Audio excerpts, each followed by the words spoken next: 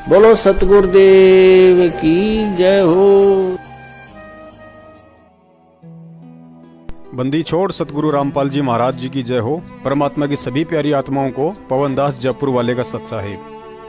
पुण्यात्माओं, बरवाला कांड के बाद पिछले 4 वर्षों से लाखों भक्तों को मूर्ख बनाकर उनसे कभी दान के नाम पर, कभी जमानत के नाम पर, तो कभी बरवाला आश्रम के नजदीक 60 एकड़ जमीन खरीदने के नाम पर करोड़ों में लूट मचाने वाले सतलोक आश्रम मैनेजमेंट हरियाणा के गुर्गे कोऑर्डिनेटर व नामदान संचालक अब परेशान नजर आने लगे हैं, क्योंकि काफी समय से कुछ मनवस लोगों को अपने पूज्य गुरुदेव संत रामपाल जी महाराज जी के परिवार वाले अर्थात बेटा बेटी व भाई जवाई समझकर तथा अज्ञानतावश उनके विश्वास में आकर पैसे व भक्ति का नुकसान झेल चुके भगत अब तेजी से जागने लगे हैं।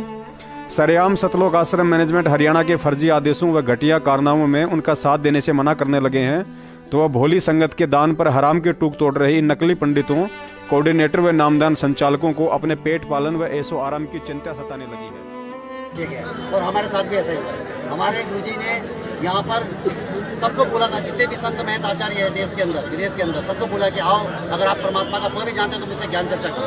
हमारे सतगुरुदेव ने सबका खुलासा किया, शास्त्र में बताया कि देखो यहाँ पर परमात्मा ऐसे मिलेगा, इस विधि से मिलेगा, और आप लोग जो कर रहे हो गलत साधना कर रहे हो, आओ मुझसे शास्त्र कर। कोई भी गुरुजी शास्त्र करने को तैयार नहीं हुआ और उनकी दुकान बंद होते नजर आने लगी। सारे जितने भी संत महंत के अनुयायी थे वो उनको छोड़कर हमारे गुरु से नाम भिक्षा लेने लगे। तो उन्होंने एक षड्यंत्र बनाकर एक सोची समझी साजिश के तहत हरियाणा सरकार के साथ मिलकर हमारे गुरुजी को षड्यंत्र के तहत जेल में डाल दिया गया। मगर फिर भी हम बोले कि परमात्मा है, परमात्मा में लीला करते हैं, और हम ये आपको गारंटी के साथ बोल सकते हैं कि हमारे सतगुरु जी आने वाले 5 से 6 महीने में जेल से बाहर आ जाएंगे और न्याय तो दास अपनी गर्दन कटवा देंगे।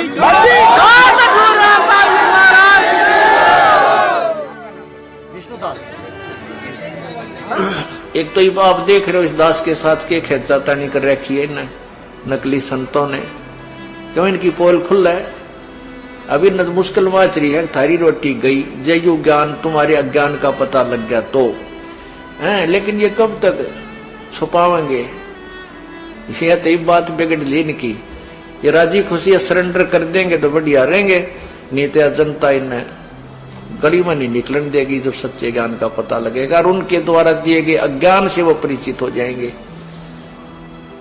ये न छुपन न जगह नहीं पाओगे। अरे पंडित जी, ये हमारे कहाँ चले गए? इतना महत्वपूर्ण काम आ गया है और ये जगह पर नहीं है। अरे ए शूद्र, आपको बोलती है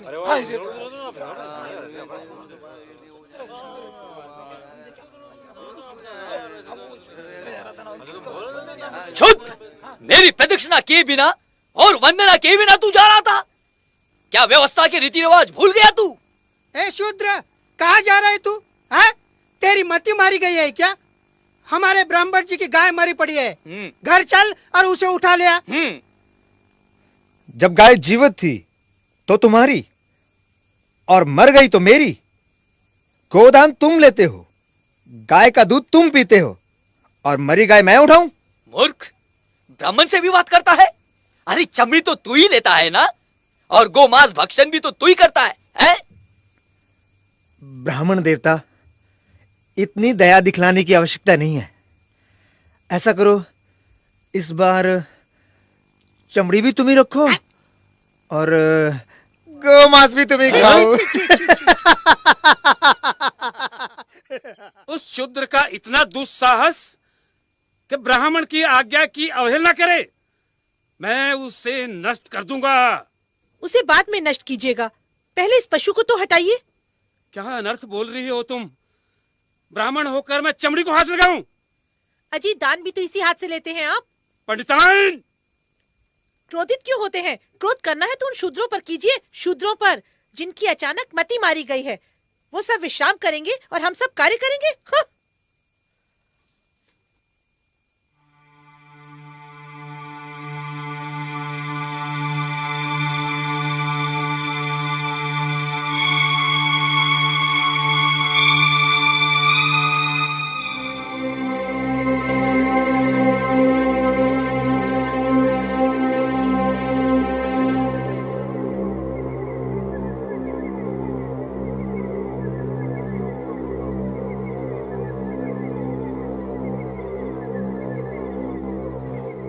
घोर संकट का समय आ गया है। ब्राह्मणों का वर्चस्व समाप्त हो रहा है। सत्य वचन प्रभु।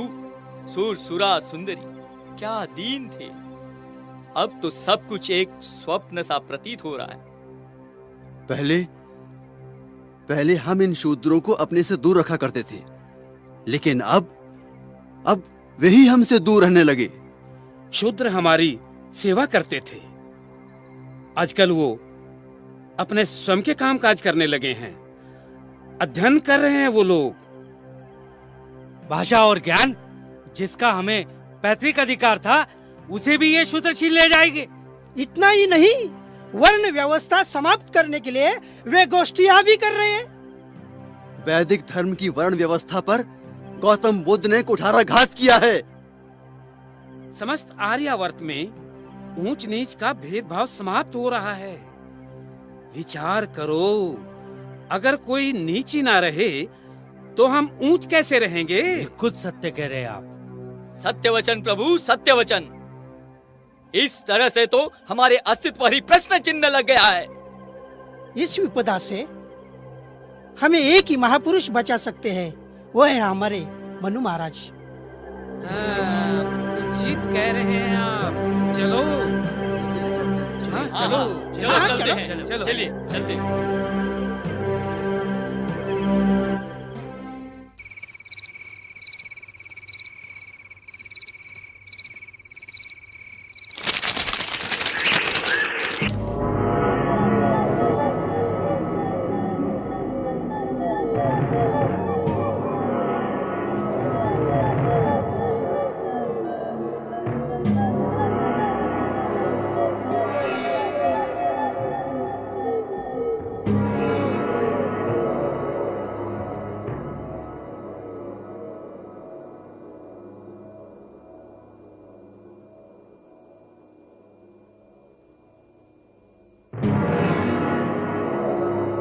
ब्राह्मण कुलोत्पन्न वेद शास्त्र पारंगत महामुनि मनु महाराज, अब लोगों ने हमारा आदर करना छोड़ दिया है।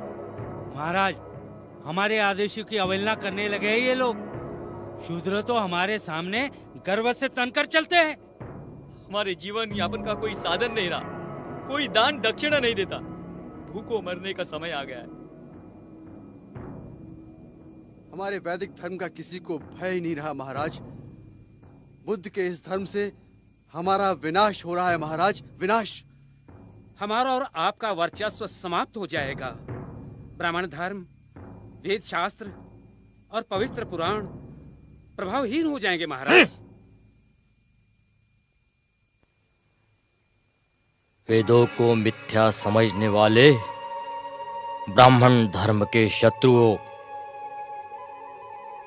ब्राह्मण जाति के श्रेष्ठत्व को स्थायी रखने के लिए मैं ऐसे दंड विधान की रचना करूंगा कि कोई भी ब्राह्मण के सम्मुख शीश उठाकर चलने का दुस्साहस नहीं करेगा।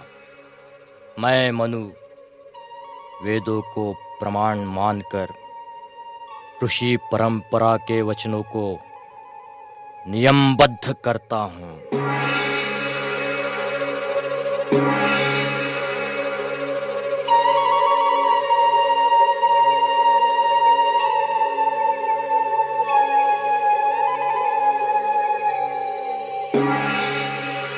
धर्मोपदेशम दर्पेणम। शूद्र अगर गर्व से उपदेश करता हो तो राजा उसके मुख एवं कान में उबला हुआ तेल डाल दे। वक्रे श्रोते च पार्थिवा।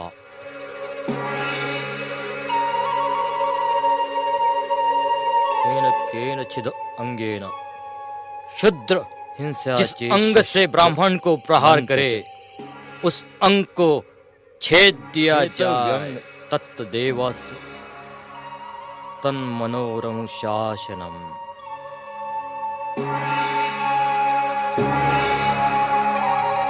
पाणी मुद्देम दंड। ब्राह्मण को मारने हेतु वो अगर हाथ या लकड़ी उठाता है तो उसका हाथ तोड़ना उचित। ग्रह गोपात। क्रोध से पाव का प्रहार करता हो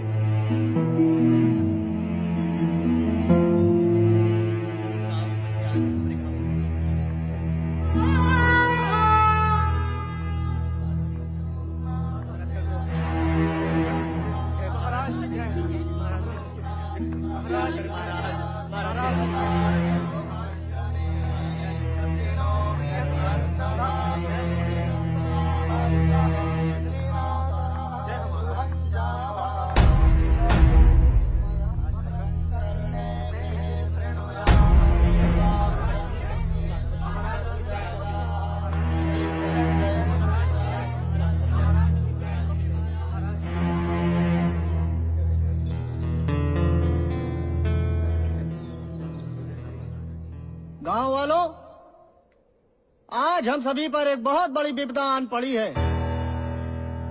एक शूद्र बालक ने भगवान भोलेनाथ के मंत्रों का उच्चारण अपनी तुच्छ जिह्वा से कर दिया है, जो कि महाराज के अनुसार शास्त्रों में वर्जित ही नहीं बल्कि घोर पाप की संज्ञा में आता है।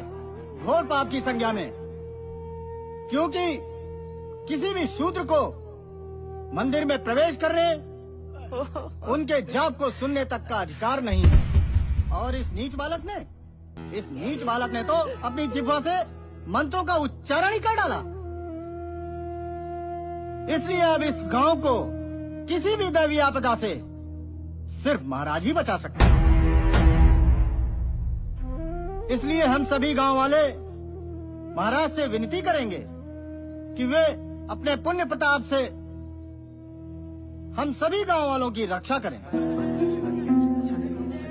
महाराज का अंतिम निर्णय ही हम सभी पंचों का निर्णय होगा।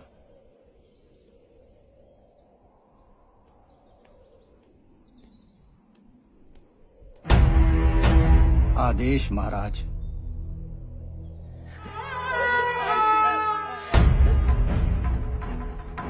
कोई विकल्प नहीं। जो आज्ञा महाराज।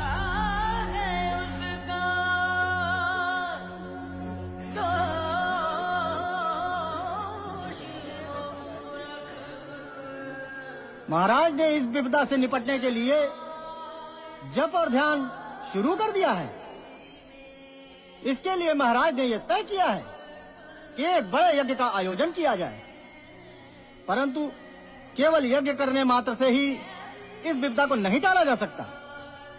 इसलिए इस पापी की पाप की सजा से इस पूरे गांव को मुक्त कराने के लिए बालक की उस जिह्वा को, जिस जिह्वा से उसने मंत्रों को दूषित किया, खंडित कर दिया जाए, अर्थात बालक की उस जिह्वा को काट दिया जाए। ऐसा मत करना मालिक। मालिक, हम शूद्रल की जान ले लो मालिक, हमारे चलना को बंद दो मालिक। मालिक, 5 साल का बच्चा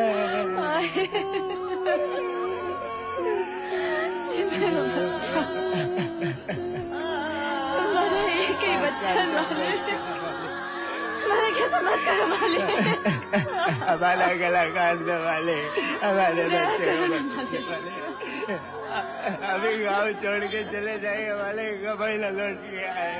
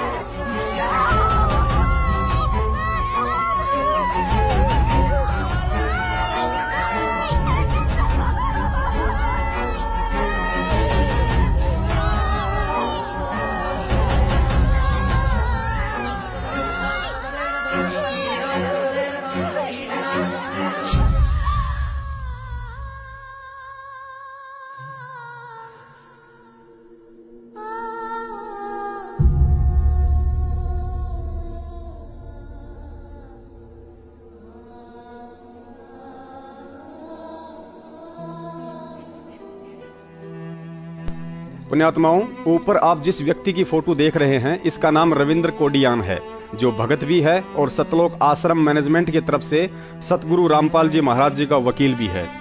सतसेवक कहें तो शायद संगत को विश्वास ना हो, इसलिए आप खुद इस वकील साहब के मुख कमल से ही सुन लीजिए कि हिसार जेल में सतगुरु रामपाल जी महाराज जी के साथ कैसा बुरा बर्ताव किया जाता है। जब ये वकील साहब गुरुजी से मिलने जेल गया तो गुरुजी ने स्वयं ही इसे बताया कि यहाँ जानबूझकर मुझे परेशान करने के लिए बदमाशों को मेरे साथ रखा जाता है। ये लोग जानबूझकर मेरे पास बीड़ी पीते हैं और फिर उसका धुआं मेरे मुंह पर मारते हैं। आगे वकील साहब ने बताया कि जब मैंने वे सारी बातें एक पर्ची पर लिखने की कोशिश की तो जेल प्रशासन ने मुझे लिखने से मना कर दिया तथा जबरन मेरी फाइल छीन ली। जब मैंने उनका विरोध किया तो पीछे से मेरी गर्दन पर हमला करके मुझे नीचे गिरा दिया और मेरे कपड़े फाड़कर जेल से बाहर फेंक दिया। उसके बाद मैं हॉस्पिटल में इलाज करवाने गया तो वहां से मुझे पुलिस ने उठाकर सारे रात नंगा करके मच्छरों के बीच एक अंधेरी कोठरी में डाल दिया। सुनिए पहले वकील साहब का बयान। आप सभी भारतवासियों को रविंद्र कुमार एडवोकेट का नमस्कार। आज मैं अभी आपके सामने एक ऐसी दर्दनाक घटना के बारे में बताना चाहता हूं जो पिछले कुछ समय में मेरे साथ बीती है। 26 मार्च 2016 को मैं सेंट्रल जेल नंबर 2 हिसार में अपने केसों के सिलसिले में अपने क्लाइंट से मिलने के लिए सेंट्रल जेल नंबर हिसार 2, जहाँ का जेल सुपरिटेंडेंट शमशेर सिंह दहिया है, वहाँ मिलने के लिए गया। मैं Punjab and Haryana bar council का सदस्य हूँ और मेरा एनरोलमेंट नंबर 855 P855/2007 है। 26 मार्च को जब मैं 4 बजे मिलने के लिए अपने क्लाइंट के पास गया तो 4 बजे मेरी मुलाकात करवाई गई। वहाँ पे मुलाकात के दौरान मेरे क्लाइंट ने मेरे को कुछ ऐसी बातें बताई जो कि अंदर उसके साथ एक अत्याचार उसके साथ किए जा रहे थे। अंदर लगभग उन्होंने अगस्त के महीने की ये बात बताई थी कि कुछ ऐसे बदमाशों को मेरे साथ सेल में रोक दिया गया। वे मेरे साथ बदतमीजियां करते थे और बीड़ी वगैरह पी करके मेरे मुंह पर धुआं मारते थे। जब उन्होंने ये सारी बातें मेरे को बतानी शुरू की तो मैंने सोचा कि क्यों ना मैं इन बातों को लिख लूं, कहीं बाहर जाके भूल ना जाऊं, क्योंकि उन्होंने इन सब के खिलाफ एप्लीकेशन लगाने के लिए बोला था। जब मैंने इनको लिखने के लिए शुरू किया तो उसी समय जेल के अधिकारी वहाँ पहुँचे, जो मुलाजिम हैं 4-5 आए मेरे पास और कहने लगे कि आप ये सब लिख नहीं सकते। मैंने उनको बोला भाई क्यों, ये तो मेरा अधिकार बनता है कि मैं इन सभी को लिखूं, वरना मेरे को ये सब बातें याद कैसी रहेंगी। फिर उन्होंने बार बार मेरे को ये फोर्स करते रहे कि आप लिखोगे नहीं। जब तक मैंने 5-10 बातें उनकी लिख भी ली थी, अपने कागज के ऊपर सारी बातें नोट कर ली थी, लेकिन उसी दौरान मेरी मुलाकात बंद करवा दी गई कि चलिए आपका मुलाकात का समय खत्म हो गया है। लगभग 15-20 मिनट ही मुलाकात हो पाई होंगी मुश्किल से, लेकिन उन्होंने बीच में ही रोक के मेरे को बाहर निकाल लिया और मेरे क्लाइंट को अंदर भेज दिया। उस समय मेरे साथ ही 2 अन्य वकील भी मौजूद थे, दिलबाग सिंह और सुमन रानी। बाहर निकाल के वो बोले कि आप अपने कागज हमें दे दीजिए, आपको ये लिख के नहीं लेके जाने देंगे। मैंने उनको ये बहुत बार बताया कि आपका काम सिर्फ ये सर्चिंग करने का है कि मैं कोई अवैध चीज तो अंदर लेके नहीं आया हूँ। ये आपका कतई अधिकार नहीं है किसी भी प्रकार से कि ये मैं आपको दिखाऊं कि मैंने क्या लिखा है। मेरी फाइल, मेरे डॉक्यूमेंट सेलेक्ट करने का आप राइट नहीं रखते। आप अपना पंजाब जेल मैनुअल एक्ट भी उठा के देखिए, उसमें भी ये प्रोविजन दिया हुआ है।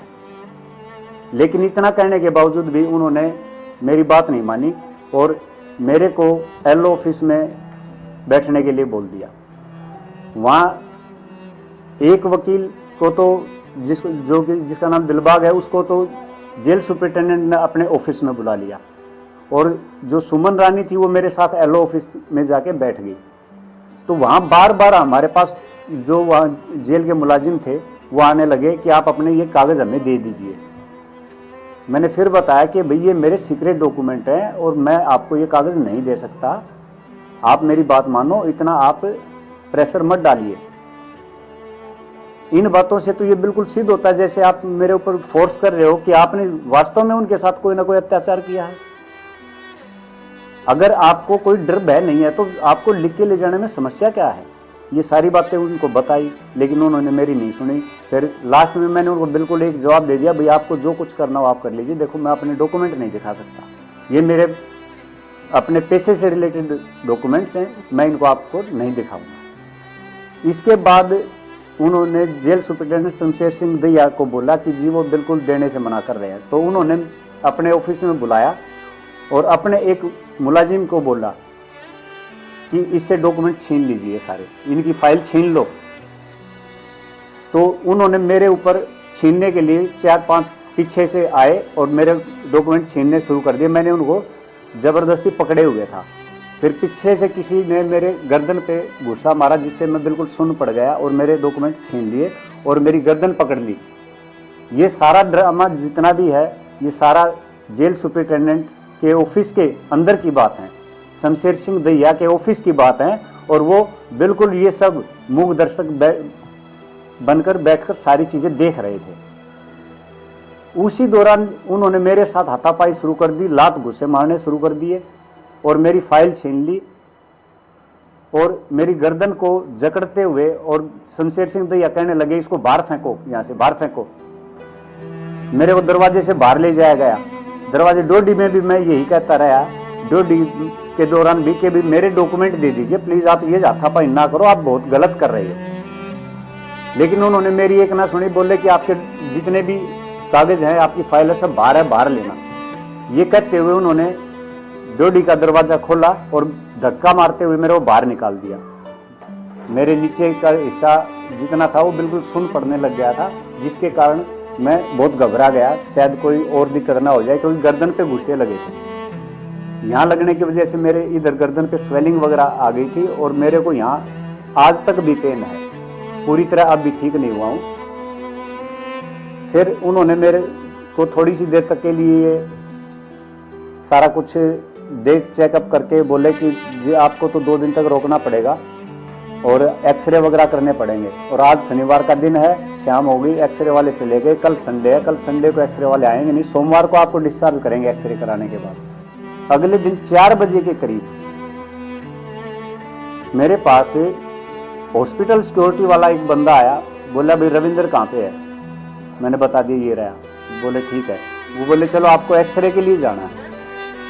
मैं असमंजस में पड़ गया कि कल तो बोल रहे थे कि संडे को कोई एक्सरे वाला आता नहीं, और आज ये एक्सरे वाला स्पेशल कैसे आ गया?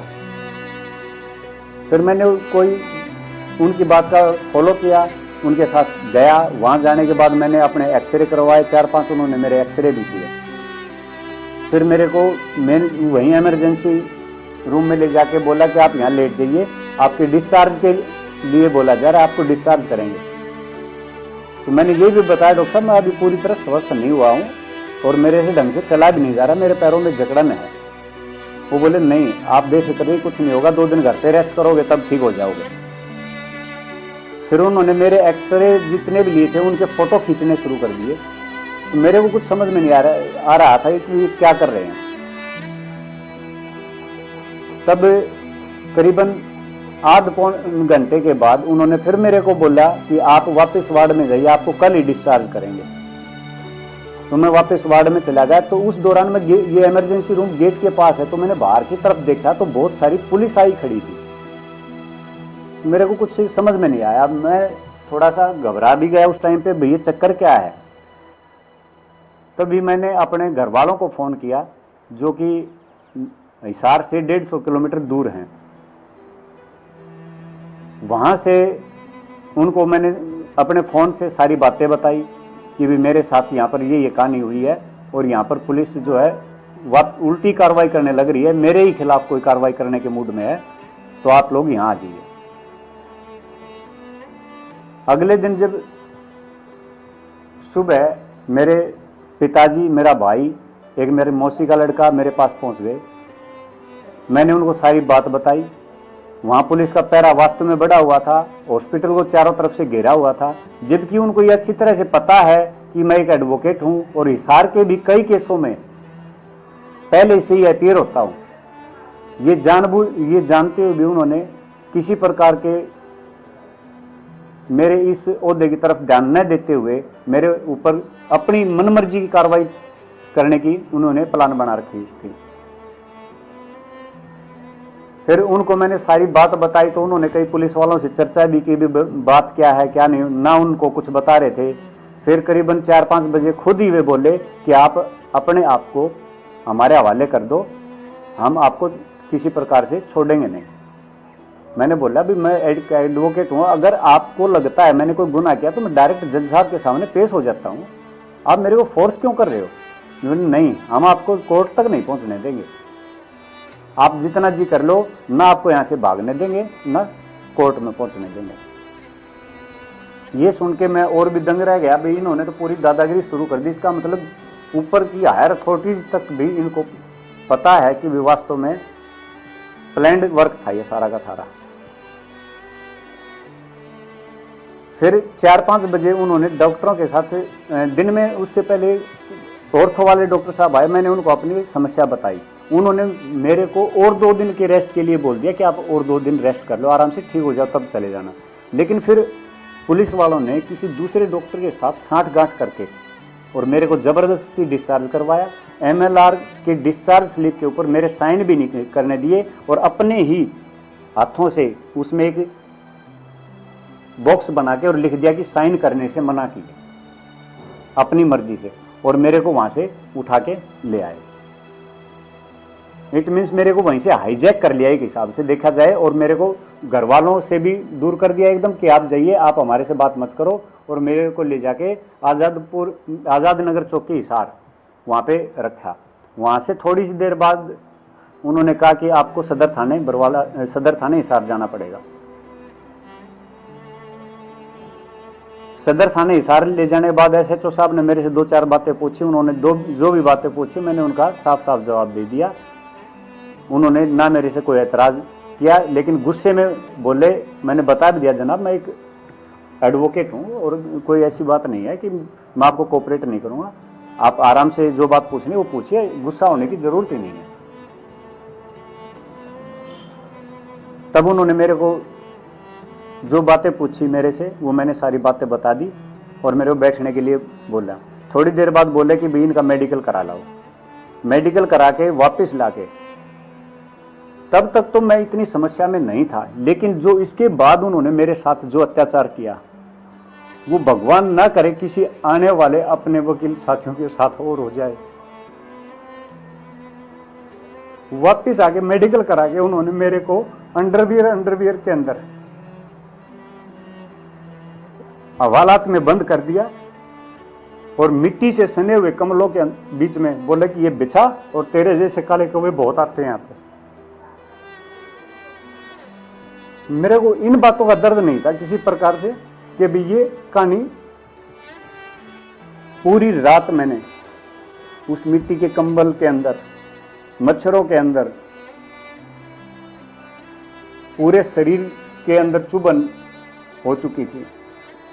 पहली बार मैंने ऐसा मंजर देखा जो कि, और फिर मैं उस दंश को तो झेल भी लूं कि भाई चलो कोई बात नहीं, ये तो नीच आदमी है, इनको ये नहीं पता भी सजा, ये तो अपने सिस्टम होगा इनका, जैसा क्या है क्या नहीं मैंने कभी देखा भी नहीं।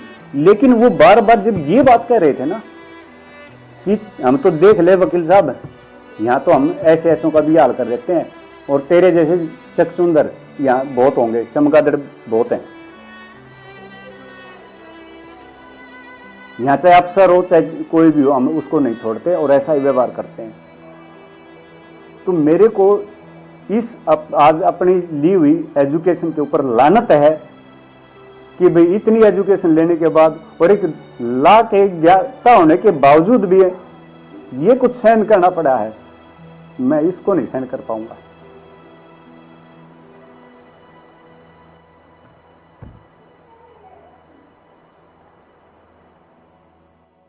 पुण्यात्माओं, यदि 650 वर्ष पहले कबीर साहिब जी स्वयं कहते कि मैं ही परमात्मा हूँ और मेरी भक्ति से ही मोक्ष होगा, तो शायद परीक्षा लेने से पहले ही हम लोग उस समय भक्ति को त्याग देते।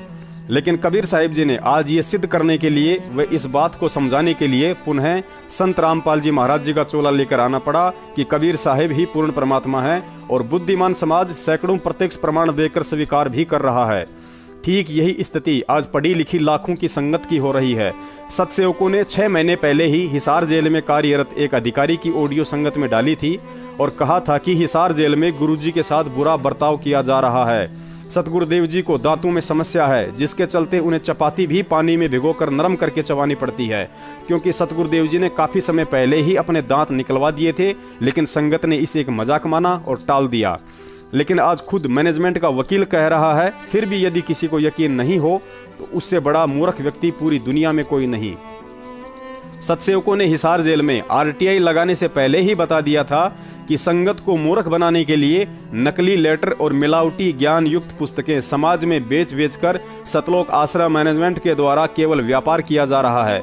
वह एक धोखा है। इनका मकसद पुस्तकों व टीवी चैनलों के माध्यम से ज्ञान प्रचार करवाना नहीं, बल्कि 10 रुपए की पुस्तक फ्री के मजदूरों के माध्यम से 20 से 30 रुपए में बिकवा कर केवल पैसा कमाना है। अगर इन मैनेजमेंट वालों को स्वयं ज्ञान होता तो बरवाला कांड जैसी दुर्घट घटना कभी घटित हो ही नहीं सकती थी। अब आप ही बताइए, जब सतगुरुदेव जी के वकील को एक छोटी सी पर्ची जेल से बाहर नहीं लाने दी गई और जब उसने विरोध किया तो नंगा करके जेल में डाल दिया और पिटाई भी की गई, तो फिर ये सैकड़ों लेटर और 500-500 पेज की पुस्तकें कैसे बाहर आ रही हैं? फिर ऑडियो की तो बात ही छोड़ दीजिए।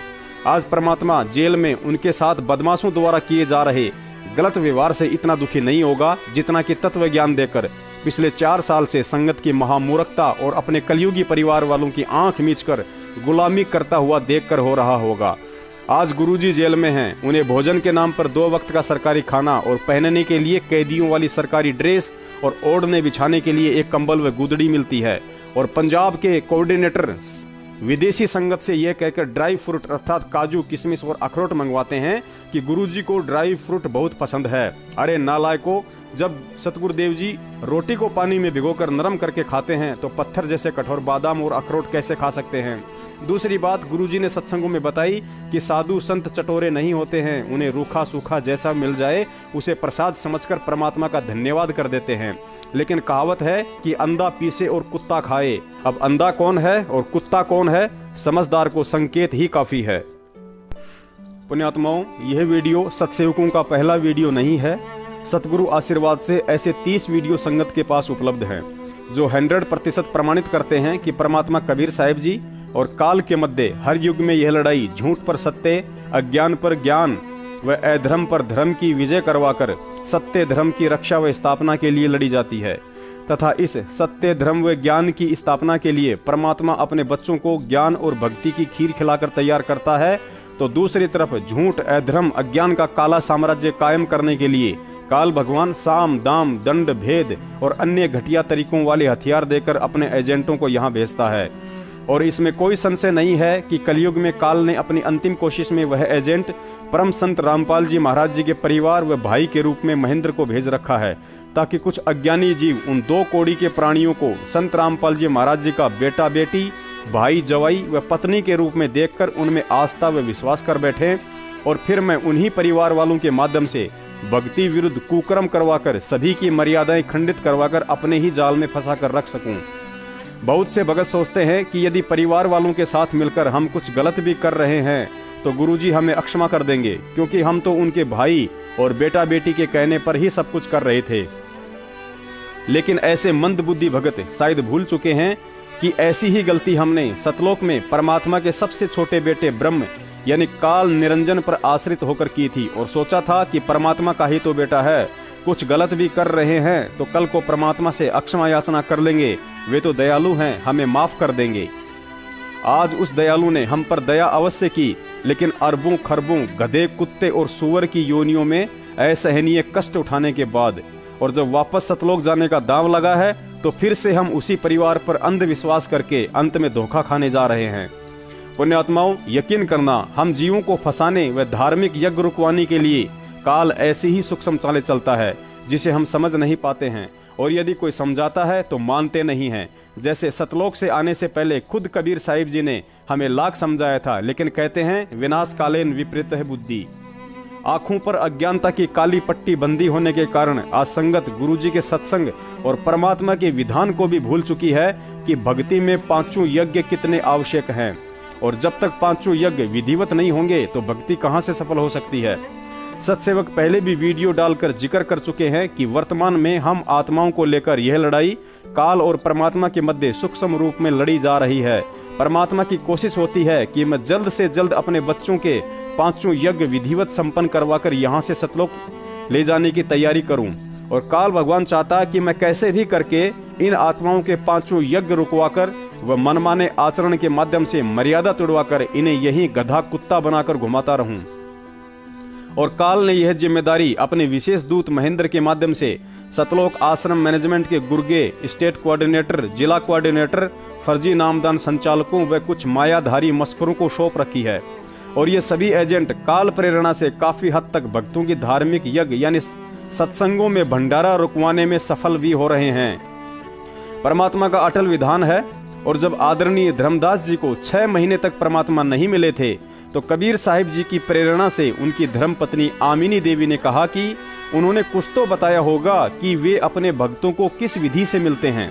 तब धर्मदास जी को अचानक से याद आया कि उन्होंने मुझे एक समय कहा था कि धर्मदास जी, जहाँ कहीं भी धर्म भंडारे होते हैं वहाँ मैं अपने बच्चों को आशीर्वाद देने अवश्य पहुँच ही जाता हूँ। अब इस तरह 6 महीने बीत गए, ना खावे, दुबला पतला हो गया। उसकी पत्नी में परमात्मा ने प्रेरणा करी। उसने देखा कि भगत आप तो मर जाओगे ऐसे ही, वो मिलेंगे नहीं साधु आपको। एक बात बता, उन्होंने इतनी सी वार्ता की तो कुछ और भी कहा होगा, कुछ मिलने की विधि बताई होगी, संकेत किया करते हैं महात्मा। तो धर्मदास जी को भी परमात्मा ने याद दिला दी। कबीर साहब ने कहा था कि भाई जहाँ भंडारे होते हैं वहां मैं पहुंच ही जाता हूँ, जहाँ धर्म होते हैं ना धर्म यज्ञ, वह मैं अवश्य जाता हूँ। ना यू काल होने दे अच्छे काम ने आग लगा दे वहां पर मेरे बच्चों में, चाहे कैसा ही कर रहा है वहां भी मैं ही जाता हूँ। उसको आस्था बनी रहे भगवान की, इसलिए तो उसने ये बात बताई आमनी को। आमनी कहने लगी फिर तो बन गई बात, आप भंडारा कर दो, आपका धन बतेरा। परमात्मा ने दया कर रखी, सेठ हो आप तो, और भंडारा कर दो। उसने कहा था 1 दिन का, उसने 3 दिन का दरिया, क्योंकि खुले हाथ का था। पुण्यात्माओं, ऊपर का वीडियो देखकर व परमात्मा के मिलने की विधि जानकर आप जी स्वयं विचार कर लेना कि सतलोक आश्रम मैनेजमेंट के द्वारा जो भंडारे रहित सूखे सत्संग करवाए जाते हैं वहां पर परमात्मा आते होंगे या काल। क्योंकि परमात्मा के विधान अनुसार इस धृतराष्ट्र रूपी सतलोक आश्रम मैनेजमेंट ने सत्संगों में भंडारे बंद करवाकर वहां पर अपने बच्चों को आशीर्वाद देने के लिए आने वाले परमात्मा की एंट्री ही बंद कर रखी है। अतः ऐसे में उन्हें सत्संग नहीं कहा जा सकता है, केवल सत्संग के नाम पर व्यापार कहा जा सकता है, जहां प्रथम तो दान पात्र रखकर दान रूप में और वहीं पर 1 दिवसीय क्रिकेट टेस्ट मैच की तरह 1 दिवसीय अस्थायी नामदान केंद्र खोलकर लोगों को फर्जी दीक्षा दिलवाकर बाद में उन्हें पाठ व ज्योति के नाम पर हलाल किया जाता है। परमात्मा कबीर साहिब जी की वाणी है कि गुरु बिन माला फेरते, गुरु बिन देते दान, गुरु बिन दान हराम है, चाहे पूछो वेद पुराण। सत्संगों में भंडारे की कितनी महत्वता है, इस विषय में स्वयं सतगुरुदेव जी ने बताया कि भंडारे के बिना तो कथा शुरू भी नहीं हो सकती है, फिर सफल होने की तो बात ही छोड़ दीजिए। अनभोगे बाजीद फरीदा, अनबिन कमल न होवे सीधा, जन जग सुन ही को भोजन दीना, दीदार हुए बाजीद यकीना, जल प्रकाश तरण का जेरा, अन देव सब माई बडेरा, ब्रह्मा विष्णु महेश्वर ताही, अन की महिमा करत गुसाई, ओम सोहम अन का रासा, अन खाए बिन खंड श्वासा। ये मंत्र भी आप तभी जप सकते हो जब पेट भर रहा होगा, पेट में कुछ ना होगा तो यू भी नहीं जप सकते सांस का मंत्र भी। कहते हैं ओम सोहम अनका रासा, अन खाए बिन खंड है श्वासा, सांस भी टूट जाएंगे आपके, ले नहीं सकते। अन देव सब माही, अन देव सब हन में ऊंचा, सकल योनि में अन ही सूचा, अन ही काया अन ही माया, अन ही सर्वलोक में राया। अच्छे गेहूं हो जाए तो पेट भी भरे और मकान भी बना सकते हैं, ट्रैक्टर भी ले सकते हैं। तो अन ही काया अन ही माया, शरीर भी बचा और धन भी हुआ। अन ही दाता अन ही भुगता, सर्वलोक में अन ही जुगता, अन ही माता अन ही पिता, अन ही मिटत है सब बिथा। अन ही प्राण पुरुष आधारम, अन से खुले ब्रह्म द्वारम, अन ही आत्म जीव संगाती, और अन ही पूजा अन ही पाती। अन ही कथा कीर्तन लीला, अन ही की सब होत करीला। अन देव तू सबड़ा दयालम, अन से टूटे जम के जालम, अन देव तू देव कुर्बानी जाऊं, अन की महिमा कहाँ लग गाऊं। अब देखा ना कि अन ही आत्म जीव संगाती, अन ही पूजा अन ही पाती। ये भंडारा जो होता है वो भी अन्न से ही होता है। 10 भगत जन आए हैं, समय पर रोटी मिल गई, चाय पानी मिल गई, बैठ के कथा सुन रहे हैं। अगर पेट में कूतरू लौटते हो तो कथा भी 100 कोस जावा ने चिंता रहे, मैं तो मर गया भूखा। तो कहते हैं अन्न ही की सब कुछ होत करीला, अन्न ही कथा कीर्तन लीला, अन्न ही की सब होत करीला, अन्न देव तू बड़ा दयालम, अन्न से टूटे जम के जालम। जम के जाल, काल के जाल, जैसे ही अन्न का भंडारा हुआ उसके बाद कथा शुरू हुई, ना पहले कथा नहीं हो सकती। और इसी कथा के सुनंत उस काल के फंदन कटन की, आत्म कल्याण होने की आपको चर्चा सुनने को मिलेगी। लेकिन अंधी होकर भेड़ चाल चल रही संगत का दुर्भाग्य ही कहा जाएगा कि जिस दान को अधिकारी व सुपात्र सतगुरुदेव जी के हाथों में देकर अपने कर्म बनाने थे, उसी दान के पैसों को जाट आंदोलन के समय सतगुरुदेव जी के ज्ञान विरोधी आर्य समाज के कुपात्रों को देकर संगत ने सरेआम अपने कर्म फुड़वाए हैं। समर्थन दिया, इस बारे में आपकी क्या राय है? हमारा संत रामपाल जी को और उसकी संगत को बहुत बहुत धन्यवाद। और उन्होंने हमें आज 11 लाख रुपए चंदा देकर भी आंदोलन में भी मदद की। और मैं तो ये कहना चाहूँगा कि संत रामपाल जी के ऊपर भी जो जुल्म हुए, और उस जुल्म को जब वे उनके दर्शन करने उनके शरणार्थी जाते हैं तो उस पर भी तमाम अत्याचार किए जाते हैं, लाठियाँ बरसाई जाती है। सरकार उनको तंग कर रही, और जो आर्य समाज के और उनके बीच में डिस्प्यूट है उसको भी दूर कराने की कोशिश करेंगे, क्योंकि हम खुद आर्य समाजी हैं। हम खुद आर्य समाजी होने के नाते ये चाहते हैं कि समाज में जो भेदभाव हुआ वो सब दूर हो, और सब मिलकर एक जैसे एक जो सरकार है जो अन्याय करती है उसके खिलाफ सब मिलकर खड़े हो। तो अगर किसी आर्य समाजी भाई को इस वजह से कोई ठेस पहुंचती है तो हम उससे भी बात करने के लिए तैयार है। अपने गिले शकवे दूर करो, आगे बढ़ो। वो भी जाट है, हम भी जाट हैं। ये एक बड़ी 36 बिरादरी की मुहिम है जिसमें उन्होंने साथ दिया, इसके लिए हम धन्यवाद देते हैं। और हम डेरा सच्चा सौदा से भी निवेदन करते हैं, जिसने ये सरकार बनवाई अपने दम पे, अगर वो इसी तरह की अत्याचारी और अन्यायी सरकार बनाई है तो उसके अनुयायियों को भी ये सोचना चाहिए और उनको सरकार से बात करनी चाहिए कि इस तरह के अत्याचार और अन्याय करने वाली सरकार का भविष्य में साथ न दे और वो भी आंदोलन को समर्थन करे। रामपाल जी महाराज के साथ या आपके साथ कोई समझौता हुआ सर? रामपाल जी के अनुयायी वहाँ पे आपका समर्थन करेंगे क्या? कहाँ पे? दिल्ली में जो आपने तारीख का ऐलान किया आपने। 2 तारीख का वो चाहेंगे तो समर्थन कर सकते हैं, उनसे वार्ता की जाएगी। गुरुजी ने बताया कि एक योगी यानी भगत को यदि भोजन करवाए जाए तो उसे 1000 ब्राह्मणों को भोजन करवाने तुल्य पुण्य मिलता है। और कबीर सागर में भी लिखा है कि यदि घर से कोई भगत भूखा लौट जाए तो उस जैसा पाप नहीं। घर पर आए भगत को अपनी वित्तीय हालात अनुसार भोजन अवश्य करवाना चाहिए।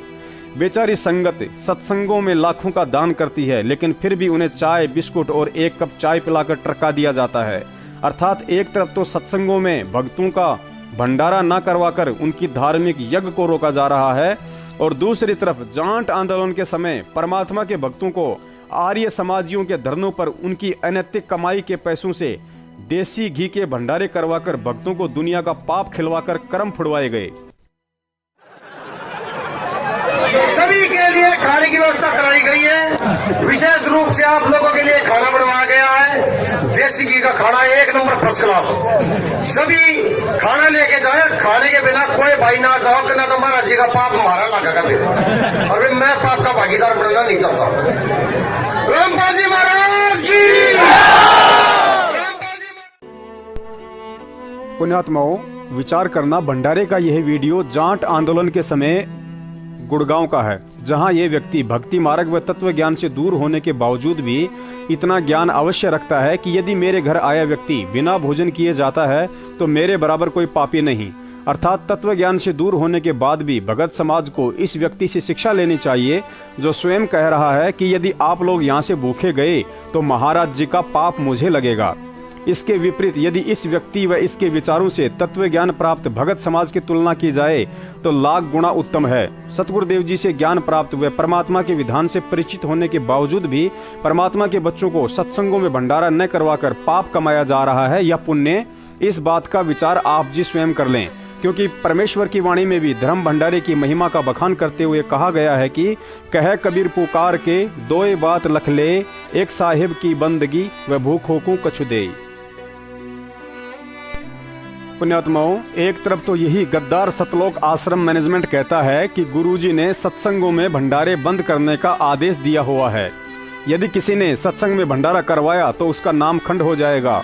और दूसरी तरफ दोगली नीति अपनाते हुए सतगुरुदेव जी के ही आदेश बताकर वह भक्तों के दान का करोड़ों रुपया खर्च करके रोहतक में प्रगट दिवस के बहाने अपने जाट भाइयों व राजनेताओं को आमंत्रित कर देसी घी से बने लड्डू जलेबियों का खुला भंडारा करवाता है।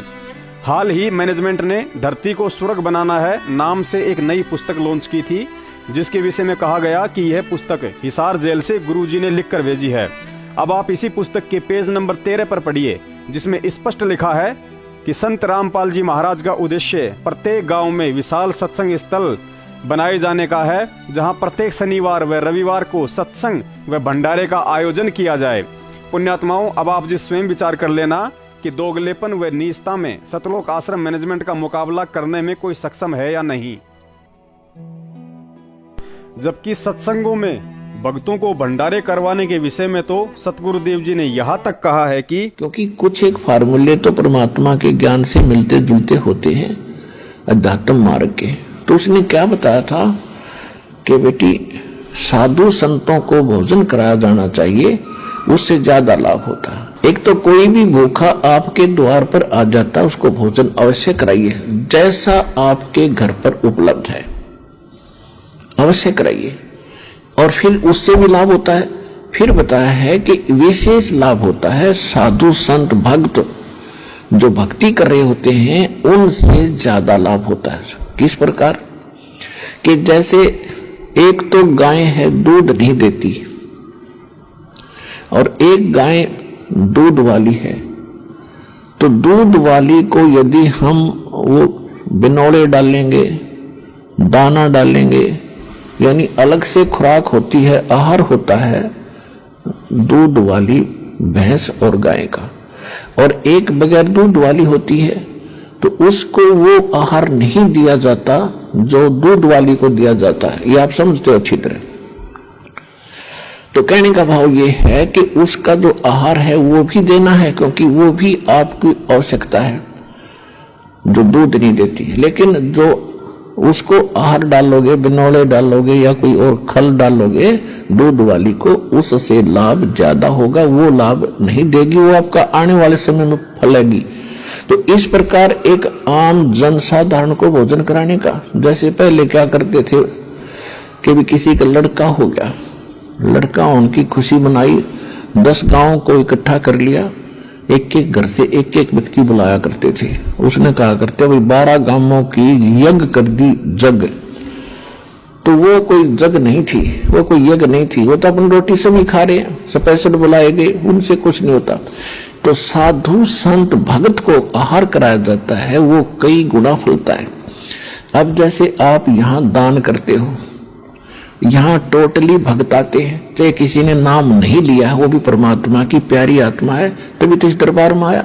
नहीं तो सामने गजा है, कार में बैठ कर खे देशी की जई कर करने कोई क्यों बन गया, क्या है रही हो क्या है, फिर पता चलेगा जब तेरी ब्रह्माटी होगी क्या है यो यहाँ पर। तो अब यहाँ जो आती हैं अच्छी आत्माएं आती हैं, इनको जो आपका जो दान आता है, ये तो आपके खुली किताब है यहाँ तो सारी, जो भी दान आप करते हो सारा परमात्मा के भंडारे में, यहाँ की व्यवस्था में, यहाँ यज्ञ हवन में, यानी सब प्रकार का यहाँ लगाया जाता है। पुण्यात्माओं, महाभारत के विषय में कहावत है कि धृतराष्ट्र तो अंधा था ही था, लेकिन उसकी पत्नी गांधारी ने भी आंखों पर काली पट्टी बांध ली थी। अगर गांधारी जानबूझकर यह गलती न करती तो अपने सभी पुत्रों को सही शिक्षा और संस्कार देकर जीवन पथ पर उनका मार्ग प्रदर्शन करती, तो संभव है कि भविष्य में कौरव पांडव युद्ध टाला जा सकता था। लेकिन जानबूझकर धृतराष्ट्र के पीछे अंधी बनी रहकर अंत में कुनबे का सत्यानाश करवा डाला। यही हालत आज तत्व ज्ञान प्राप्त लाखों की संगत की हो रही है, और जन्म से ही अंधे इस धृतराष्ट्र रूपी सतलोक आश्रम मैनेजमेंट के पीछे देखा देखी में गांधारी बनकर अपनी आंखों पर काली पट्टी बांधकर नित नए नए ड्रामों में हिस्सा ले रही है, और खुद की भक्ति के साथ साथ सतगुरुदेव जी के लिए आने वाले समय में देशद्रोह जैसे मुकदमे में भी समस्याएं खड़ी कर रही है। और संगत इस मनमाने आचरण का परिणाम भी भुगत रही है। जैसे आजकल हॉस्पिटल में मरीजों की लाइन लगी रहती है, वैसे ही सतलोक आश्रम मैनेजमेंट के फर्जी नामदान केंद्रों पर नाम शुद्धिकरण करने वालों की लाइन लगी रहती है। जाहिर सी बात है, शुद्धिकरण के लिए बार बार वही जाएगा जिसको भक्ति करते करते भी कोई राहत नहीं मिल रही होगी, और यह राहत तब तक नहीं मिलेगी जब तक संगत सतलोक आश्रम मैनेजमेंट के इशारों पर मनमाना आचरण करना छोड़कर परमात्मा के विधान पर ज्ञान को आधार बनाकर नहीं चलेगी। इस अनमोल भक्ति को करने वाले की दर्दनाक अकाल मौत नहीं हो सकती है, लेकिन स्वयं अपनी आंखों से ही देख लीजिए कि सतलोक आश्रम मैनेजमेंट को ही गुरु समझकर मनमाना आचरण करने वालों की आज कैसी कैसी दुर्गति से अकाल मौतें हो रही हैं। पंजाब से यह 20 वर्ष का युवा भगत जो हिसार तारीख पर गया था, लेकिन ट्रेन से कटकर अकाल मौत को प्राप्त हुआ। नेपाल से यह भक्तमती बिंदिया जो हिसार में हाजिरी लगाने के लिए तारीख पर आई थी, लेकिन रात में ही इसको फांसी लगा दी गई। राजस्थान का यह भगत जो हिसार तारीख पर गया था, लेकिन हिसार में ट्रेन के आगे कूदकर अकाल मृत्यु को प्राप्त हुआ।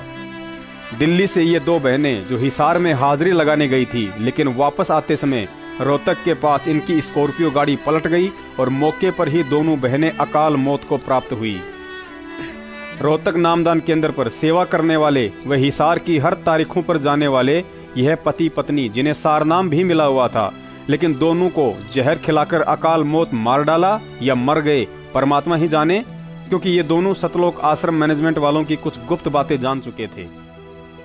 खुद महेंद्र का लड़का अमित जो रोहतक तारीख पर जाते समय स्कॉर्पियो गाड़ी पलट जाने के कारण लहू लुहान होकर बाल बाल बचा था। सतलोक आश्रम के सबसे बड़े फर्जी नामदान केंद्र मुंडका में सेवा करते करते एक नेपाल से और एक हरियाणा से 2 भक्तों की जहरीली गैस से दम घुटने के कारण अकाल मौत हो गई। इसके अलावा ऐसे दर्जनों भगत हैं जो तारीखों पर आते जाते व महीने में 2-2 बार नाम शुद्ध करवाते रहने के बावजूद भी अकाल मौत मर रहे हैं, क्योंकि ये लोग भक्ति तो परमात्मा की कर रहे हैं, लेकिन घटिया आदेश सतलोक आश्रम मैनेजमेंट के ही मान रहे थे। अतः कुछ तो पहले से ही इनके कमजोर भक्ति संस्कार थे, और ऊपर से सतलोक आश्रम मैनेजमेंट के पाखंड में सहयोग करते रहने से काल का दाव लग गया और अकाल मौत को मारे गए। पुण्यात्माओं, आपको इस वीडियो में हकीकत से रूबरू करवाया जा रहा है। इतना ही नहीं, बल्कि ऐसी अकाल मौत व घटनाओं के विषय में जब जगत को पता चलता है कि अकाल मौत मरने वाले ये सब व्यक्ति संत रामपाल जी महाराज जी के भगत थे, तो उनके मन में भी तरह तरह की शंकाएं पैदा हो जाती हैं, और इन सब की जिम्मेदार केवल अंधी होकर चल रही संगत है। क्योंकि ऐसी मौत मरने के केवल 2 ही कारण हो सकते हैं, या तो हम जिस संत से नाम दीक्षा लेकर भक्ति कर रहे हैं वह संत और उसकी भक्ति दोनों नकली है, या फिर मरने वाले ने अवश्य कोई मनमाना आचरण करके मर्यादाएं खंडित की हैं, जिसके चलते काल का दाव लगा है। लेकिन तत्व ज्ञान कहता है कि ना ही तो संत जी नकली हैं और ना ही उनकी भक्ति। यहाँ इन अकाल मौतों का जिम्मेदार संगत का मनमाना आचरण है, जो पिछले 4 साल से सतलोक आश्रम मैनेजमेंट के द्वारा करवाया जा रहा है। तारीखों पर जाने की वजह से अकाल मौत मरने वाले उपरोक्त सभी भाई बहन यदि समय रहते गुरुजी द्वारा सत्सेवकों के माध्यम से भिजवाए जा रहे संदेशों को समझकर मान जाते और इसार तारीखों पर जाने वाला मनमाना आचरण त्याग कर विश्वास के साथ घर बैठकर अपनी भक्ति करते, तो शायद इन घटनाओं को टाला जा सकता था। क्योंकि जानबूझकर सांची तजने वाली की तो गुरु भी रक्षा नहीं करता है। अनजाने में यदि किसी भगत भाई बहन का बिजली के तार से हाथ लग जाए तो सतगुरुदेव जी अवश्य उसकी रक्षा करते हैं, लेकिन यदि वही भगत जानबूझकर तथा ये सोचकर बिजली के नंगे तार के हाथ लगाए कि सतगुरुदेव जी मुझे बचाते हैं या नहीं, तो ऐसे प्राणी की मौत निश्चित है। यही हाल आज संगत का हो रहा है। साथ ही काल भगवान भी यही चाहता है कि ये जीव मर्यादाओं से दूर रहें, और मर्यादा खंडित होने के कारण जब इन्हें भक्ति करते करते और नाम शुद्ध करवाते करवाते भी कोई लाभ नहीं मिलेगा, तो अंत में थक हार कर ये स्वयं ही यह सोचकर भक्ति त्याग देंगे कि भक्ति करते करते भी, गुरु जी के आदेश मानते मानते भी और इसार तारीखों पर जाते जाते भी कोई लाभ नहीं मिल रहा है, लगता है भक्ति ही सही नहीं है। लेकिन वह मूर्ख व्यक्ति यह बात भूल जाता है कि ना ही तो भक्ति गलत है और ना ही भगवान। अगर गलत है तो तेरी अपनी मनमानी क्रियाएं, जो पिछले 4 साल से काल एजेंट सतलोक आश्रम मैनेजमेंट के फर्जी आदेशों को तू गुरु जी का आदेश समझकर आंखें मीचकर निभा रहा है। आजकल संगत के साथ काल भगवान एक और बहुत बड़ा छलावा कर रहा है। काल पुत्र महेंद्र ने एक नया आदेश पारित किया है कि यदि किसी सतनाम या सारनाम प्राप्त भगत का नाम खंडित हो जाता है तो प्रथम उसे हिसार की 4 तारीखें करनी पड़ेंगी और उसके बाद उसे पुनः प्रथम नाम की दीक्षा दी जाएगी। अर्थात उस सतनाम प्राप्त भगत को दोबारा प्रथम नाम देकर सतनाम का जाप करने के लिए मना किया जाता है। और काल यही चाहता है कि वर्तमान में मैं जैसे तैसे करके इनकी भक्ति कमाई को बंद करवाऊं या फिर बर्बाद करवाऊं। जबकि सतगुरुदेव जी ने तो यहाँ तक कहा है कि यदि आप प्रथम नाम, सतनाम या सारनाम प्राप्त हैं और किसी कारणवश आपका नाम खंड हो जाता है तो भी आपने उन मंत्रों का जाप करते रहना है। और जब आपका नाम शुद्ध करवा दिया जाएगा तो आपकी वह सारी भक्ति कमाई आपके अकाउंट में जोड़ दी जाएगी।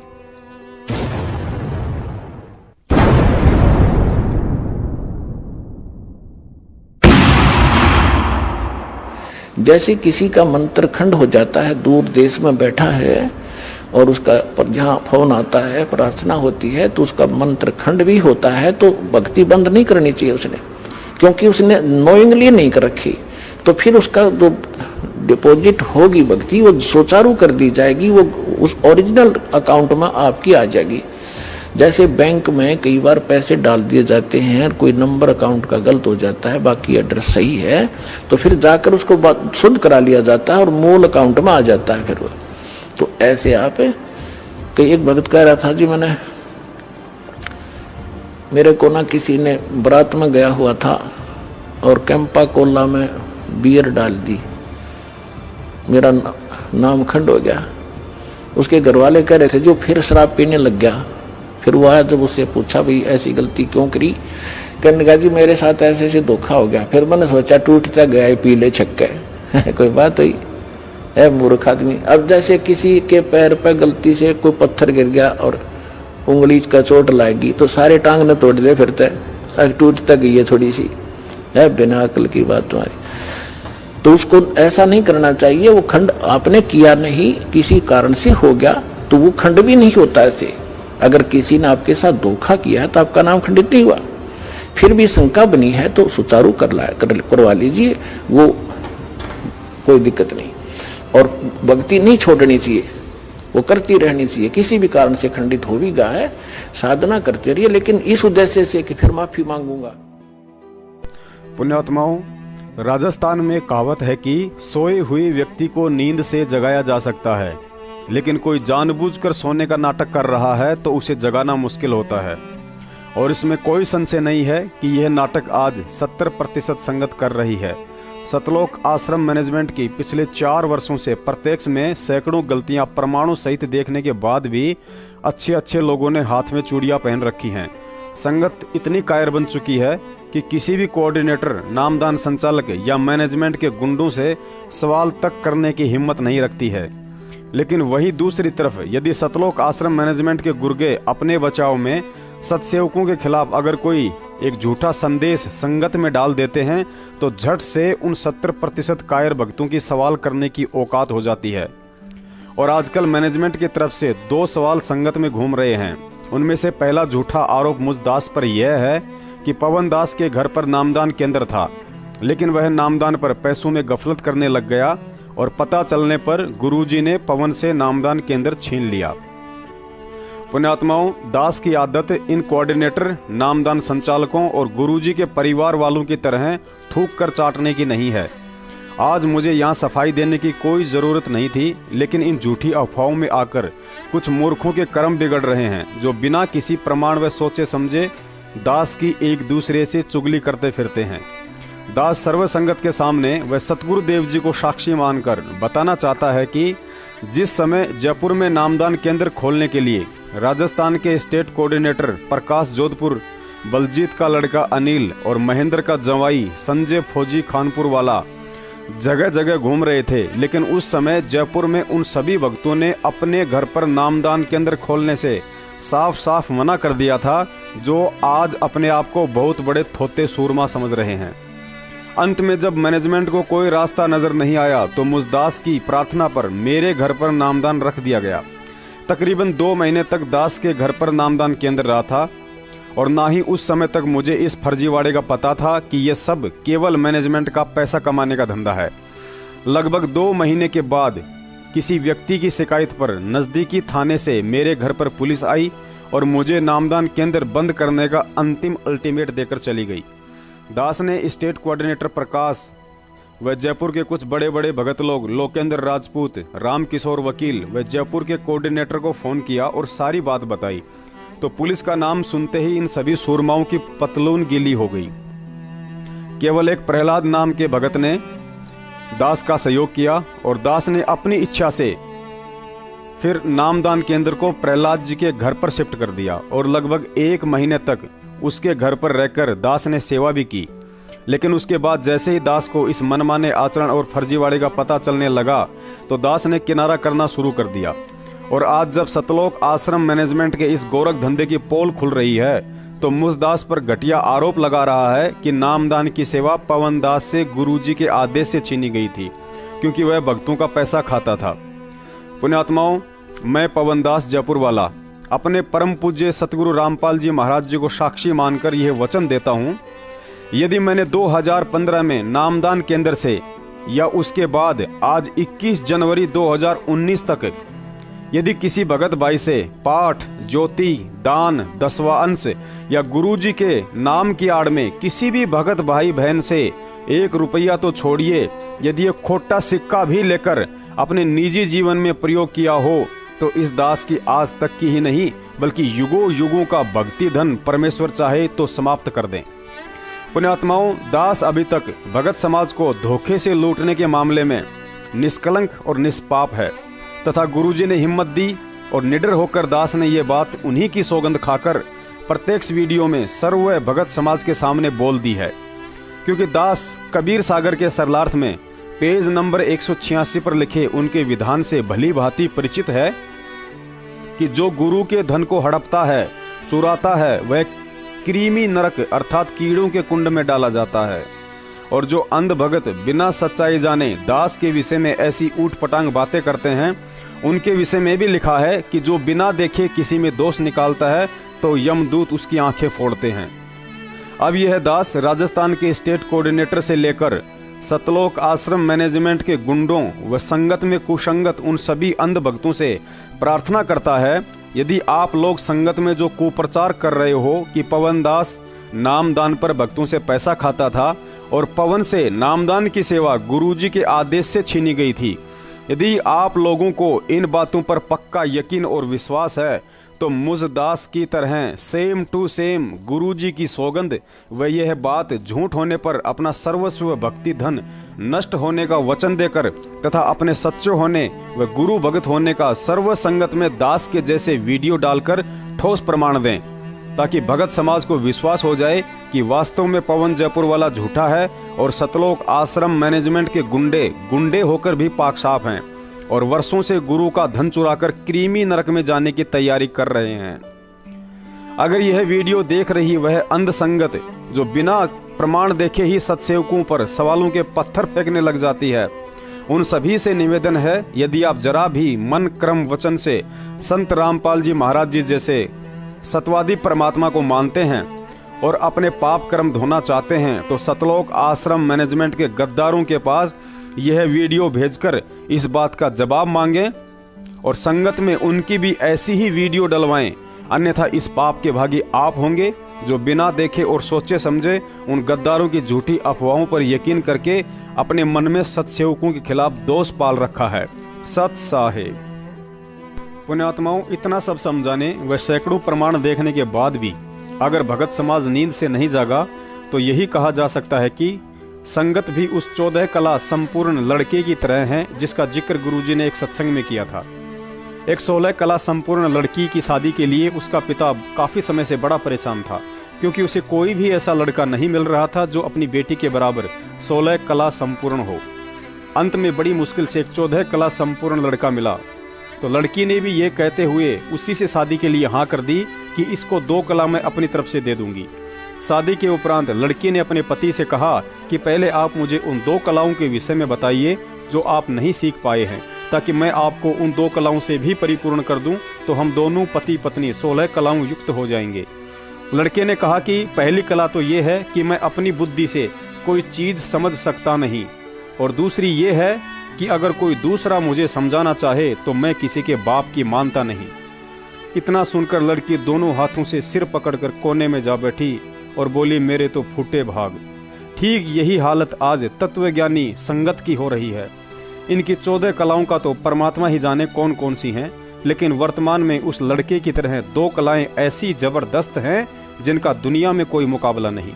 प्रथम तो इनकी स्वयं की बुद्धि में सतलोक आश्रम मैनेजमेंट का मनमाना आचरण देखकर भी कोई चीज घुसती नहीं कि सही और गलत क्या है तथा हमें क्या करना है।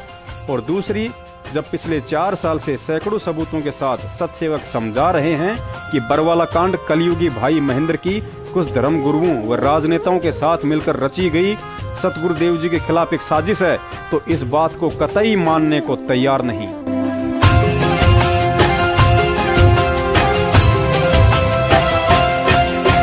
जिसके सिर पर कृपा गुरु की, वो दुख कैसे पाएगा। जिसके सिर पर कृपा गुरु की, वो दुख कैसे पाएगा। नाम गुरु जी का जप लेगा, नाम गुरु जी का जप लेगा, जीवन सफल बनाएगा। जिसके सिर पर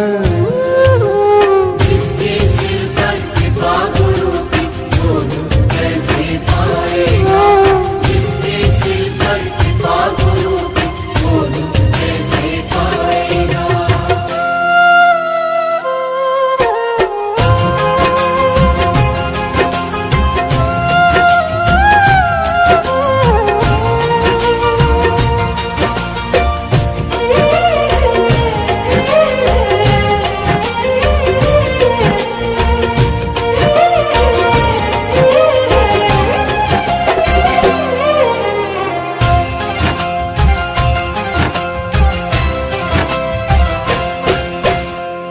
आप सवारे आप सजाए, तेरे जीवन के सारे कष्ट मिटाए।